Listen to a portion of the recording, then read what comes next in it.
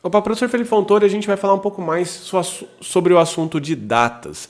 Por que datas, professor? Porque data é um dos assuntos que mais confundem a cabeça dos iniciantes, então eu procurei colocar aqui, agrupar algumas dicas que eu mesmo uso no meu dia a dia para trabalhar com data. Principalmente datas dinâmicas, por exemplo, a data de hoje mais 7 dias, ou então verifique se o boleto está atrasado, se está atrasado mais que X dias. Então, esses X dias, nessas datas, como a gente sempre está envolvido de uma maneira ou de outra com data de vencimento, data de pagamento, data de nascimento, data de registro, enfim, as datas permeiam todo o nosso sistema de sociedade e por isso os bancos de dados precisam responder a essas perguntas. Então, a primeira coisa que eu vou falar aqui com você, qual é o formato de data que normalmente o banco de dados aceita, 99% dos bancos de dados aceitam. Então o formato de entrada e saída do banco de dados é esse, YYYY, ou seja, 4Y, 2Ms, 2D.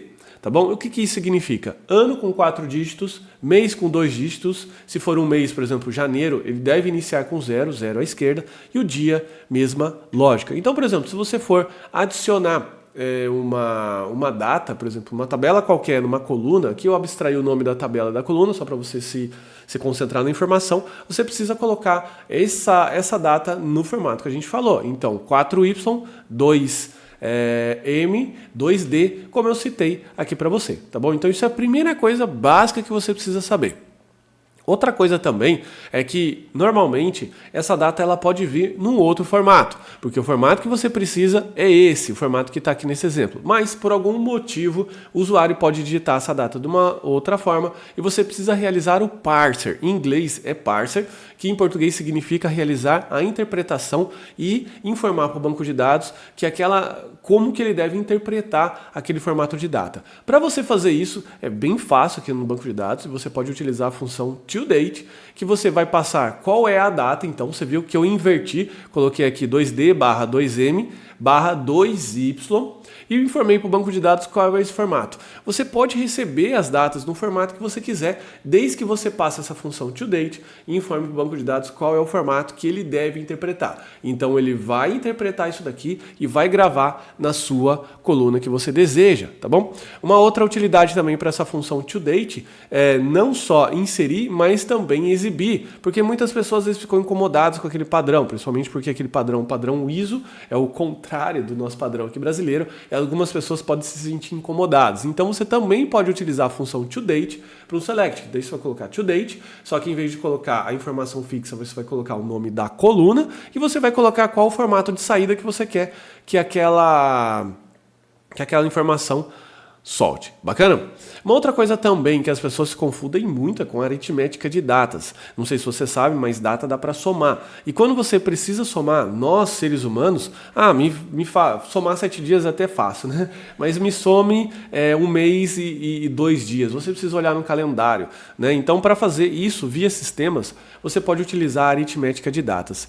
Então, como números, um campo data, ele também pode ser calculado. Então, você pode calcular ele utilizando o where, por exemplo, você pode colocar lá funções e operadores de maior igual, menor, você então pode pegar um intervalo, legal? Isso é uma primeira forma de você fazer isso. Ou então, por exemplo, você pode fazer essa segunda forma, que é pegar a data que você colocou, where, uma coluna qualquer maior ou igual, uma data mais 7. Ele vai somar, olha só que legal, 7 dias para você para frente. Então, é o operador de mais, de menos, enfim, eles também funcionam. Ou então, um jeito mais fácil é de utilizar a função interval, que daí você fala qual que é o intervalo que você quer. Porque você pode, por exemplo, colocar mais 1 year. Nesse caso aqui, você pode colocar para semana, para mês, para dias, enfim. Então o intervalo ajuda muito, principalmente para situações em que o ano é bissexto, sabe?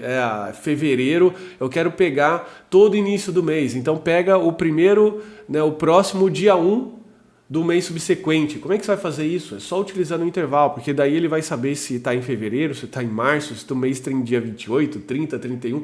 Ou seja, ele faz todos esses cálculos para você.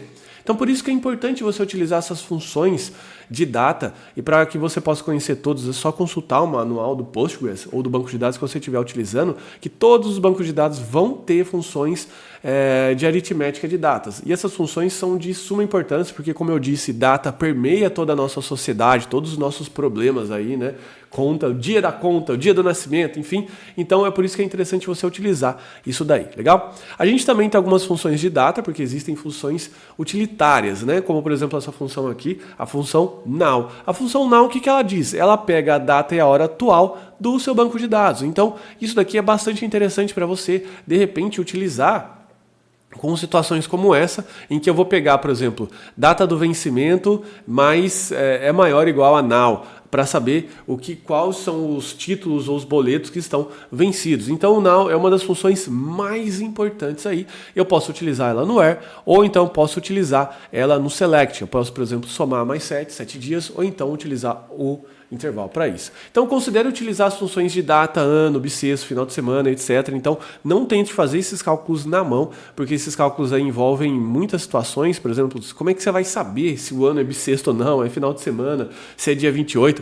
Se isola desse problema e deixa o banco de dados, que é especialista, trabalhar com isso, tá bom?